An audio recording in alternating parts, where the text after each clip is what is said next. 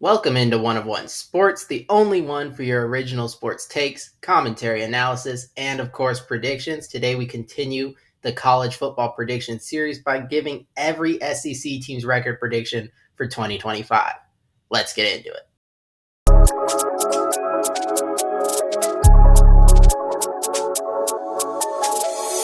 Before we get into today's video, I have to ask you guys to leave a like and subscribe if you're enjoying the content on the channel. I'm trying to hit 200 subscribers before the start of college football season, but I need your help to do it. So go ahead and just hit that subscribe button.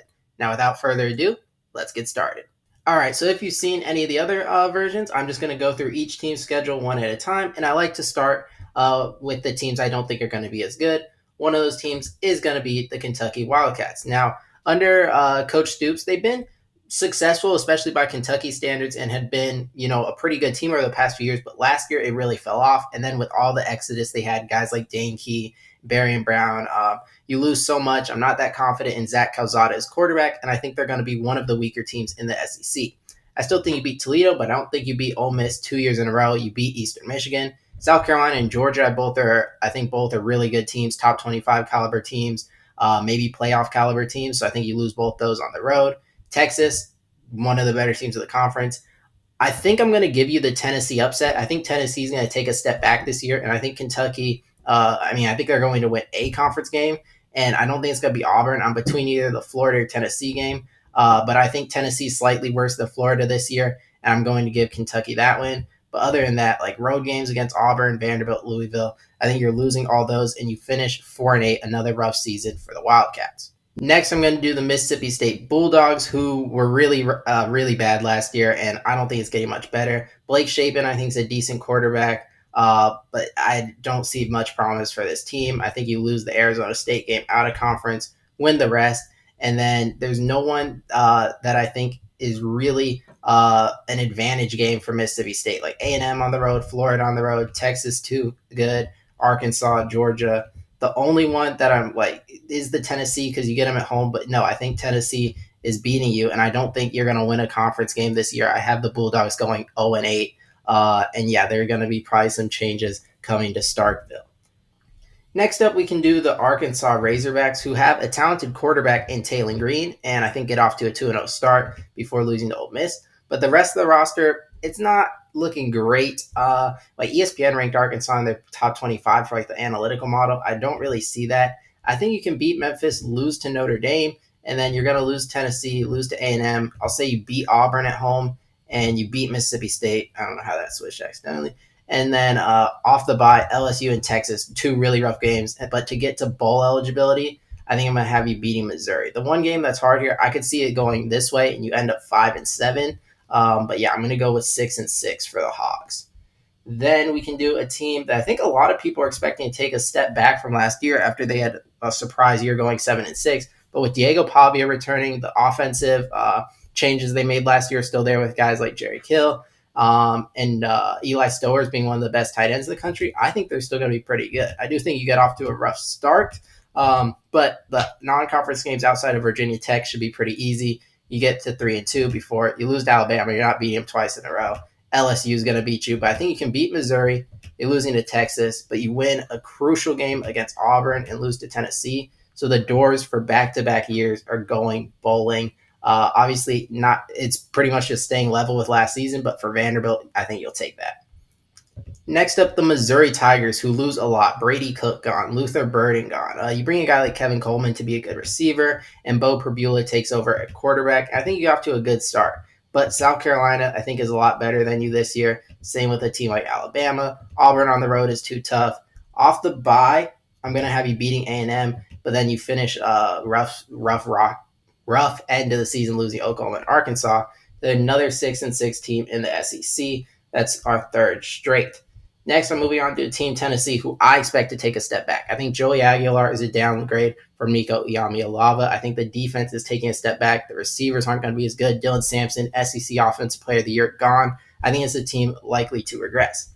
That being said, easy start, 2-0. Syracuse maybe gives a little bit of a challenge, but I'm confident in Tennessee to win that one. Don't think you beat Georgia, though. And then you beat UAB and Mississippi State. And then Arkansas to get off to a 5-1 start. But then you lose to Alabama, bit of a hangover game, lose to Kentucky, and then lose to Oklahoma. So a 3-game losing streak kind of derails the season.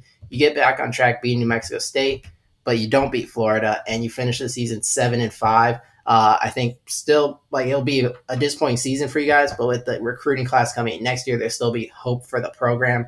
And could I see you beating Kentucky or Oklahoma? Sure, but I'm going to go with 7-5 for the Volunteers.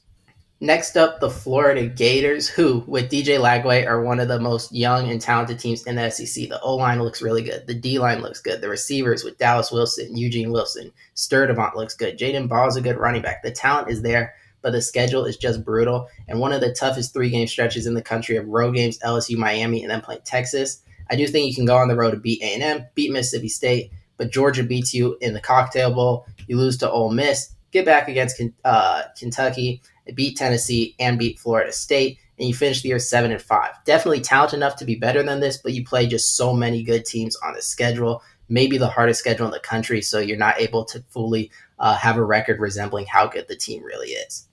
Then let's do South Carolina Gamecocks, who I think are a sneaky, playoff contender, depending on how good Lenore Sellers can be. The pass rush should be good. The O-line should be good. I think you get off to a really great start, at least 5-0. But off the bye week, I think LSU at home is going to take you down. But then Oklahoma, I think you beat. And then in the signature win for your season, I think Lenore Sellers has a huge day, inserts himself maybe to the front of the Heisman race at this point. And at that point, a 7-1 Gamecocks team after beating Alabama. But then the letdown going on the road to Ole Miss is just too tough. And then off the bye week, you fall to A&M. So what looks so promising falls apart down the stretch here, and you lose to your rival Clemson to finish 8-4 and just kind of run out of gas at the end of the season after such a promising start. Next, the Auburn Tigers, who I think could be the most improved team in the SEC this year. Brought in a lot of great transfers. The receiver core looks really good, as does the line of scrimmage play, both O-line and D-line. And if Jackson Arnold can be the guy for them, they're a dark horse team in the SEC. And I think you beat Baylor on the road and then beat Ball State and South Alabama. Jackson Arnold revenge game, you take down Oklahoma, but lose to A&M on the road. Georgia's too tough, and we've already made predictions here. You're going to beat Missouri, lose to Arkansas, beat Kentucky, lose to Vanderbilt, beat Mercer, and then in your signature win of the season, I think you upset Alabama in the Iron Bowl to finish 8-4 and get like the big win of Hugh Freeze's tenure and show the program is going in the right direction. The Oklahoma Sooners are our next team with John Mateer, Jaden Ott leading the transfer portal class, and you're looking to just have a big step up offensively. What was a really bad year for the Sooners on offense needs to improve if you're going to get Brett Venables off the hot seat and be maybe in the playoff discussion, something like that, which are certainly the goals at a place like Oklahoma. You beat Illinois State, and I think you beat Michigan with that Brent Venables defense going up against a true freshman in Bryce Underwood. You beat Temple, but lose to Auburn. Off the bye, Kent State, another really easy one. But Texas, South Carolina, I don't see you beating either of those teams on the road. Texas, I think, is just more talented, and then South Carolina with home field and the better quarterback in my eyes, I think they can take you down. But you beat Ole Miss, you beat Tennessee to get back on track, and then you lose to Alabama, but beat Missouri and LSU to finish 8-4. The Texas A&M Aggies look to take a step up in Mike Elko's second year, and I think they have the talent to do it. The O-line looks great. The receivers, bringing Casey Concepcion, Mario Craver, should be pretty good. And depending on how good Marcel Reed could be, the ceiling could be very high. Me personally, I think he's good with his legs. I don't trust his arm enough, and I do think he could hold them back a little bit. I think you lose to Notre Dame on the road, who's also going to be great on the line of scrimmage, but I like their running game better. I like their receivers just as much, and I think CJ Carr at home can outplay Marcel Reed. I do have confidence in that. And then I think you beat Auburn, beat Mississippi State, lose to Florida, beat Arkansas, lose to LSU, and then off the bye, lose to Missouri, beat South Carolina. We broke all those games down, beat Samford, and then I think you lose to Texas to end the year. Finish 7-5, a disappointing year for the Texas A&M Aggies. But the schedule is just really tough. When you play teams like Notre Dame out of schedule and you get Texas and LSU on the road, it's really hard to win games when you get those caliber teams on the road. Next up, a team with a ton of national championship hype, Brian Kelly and the LSU Tigers. Garrett Nussmeier returning, the receivers led by Nick Anderson, Arian Anderson, Berrien Brown, the defensive pass rush with Harold Perkins and Patrick Payton. There's a lot of hype around this team, but I think it starts off with a loss in Death Valley to the Clemson Tigers. You rebound by beating Louisiana Tech, Florida, Southern Southeastern Louisiana. But then road game against Ole Miss, I expect this one to be really close, but I'm going with the loss just barely. Last year, you got a win over Ole Miss that you probably shouldn't have. This year, maybe it goes the other way. And then off the bye, I think you can beat South Carolina at home, Vanderbilt on the road, and A&M at home. But off your last bye of the year, I think Alabama is going to beat you. You beat Arkansas and Western Kentucky, but lose to Oklahoma, finishing 8-4 in a team that I think with this year's road schedule could struggle. Clemson, Ole Miss, and Alabama, as well as Oklahoma, is just a really tough collection of road games. Next, I think the Ole Miss Rebels are maybe the most underrated team in the SEC right now because of what they lost. Sure, you lost Walter Nolan, Umani Ellen. A lot of defensive talent is gone, but there's also a lot still there. Suntarine Perkins, the other Umani Ellen, coming in on the edge rush. Womack is there. So I think the defense should still be fine. I expect Austin Simmons to do a great job replacing Jackson Dart, and Lane Kiffin once again crushed it in the portal. Then you get off to beating Georgia State, Kentucky, Arkansas, Tulane, and LSU, a 5-0 start. And when you look at this, this is one of the most workable schedules in the SEC.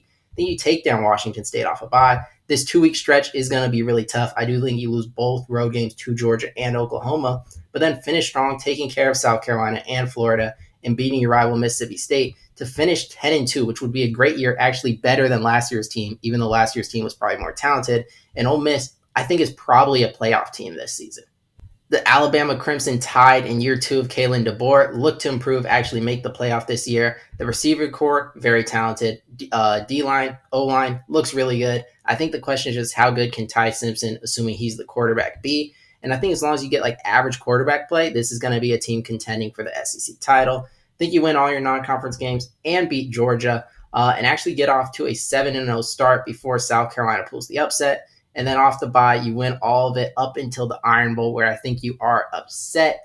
And you finish season 10-2, probably missing out on the SEC title game, depending on what I have coming up here. So slightly disappointing, but probably still good enough to sneak into the playoff if I had to guess. Next up, the Georgia Bulldogs, who with Gunnar Stockton are in a similar place to Alabama. If you get good quarterback play, I think the talent around it is good enough to have a great season. We've already predicted pretty much all these games, actually, going down to the last stretch. I think you beat Charlotte, and I think you beat Georgia Tech. I also think you beat Texas, who is our last team that we have to do. With Arch Manning coming in, the O-line, I think, isn't going to be as good, but the running backs are really good, and the receivers are young and talented. I think the defense is the best in the SEC. I think you get a huge week 1 win over Ohio State team that just loses so much from last year's title team.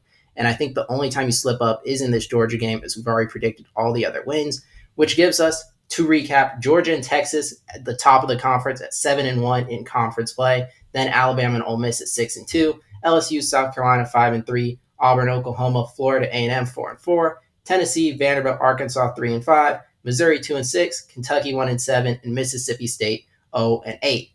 These are my official SEC predictions for 2025. If you enjoyed the video, make sure to leave a like, subscribe, check out some of my other college football content, and make sure to comment what you guys agree with and disagree with down below. That's all I have for today's video, though. Until next.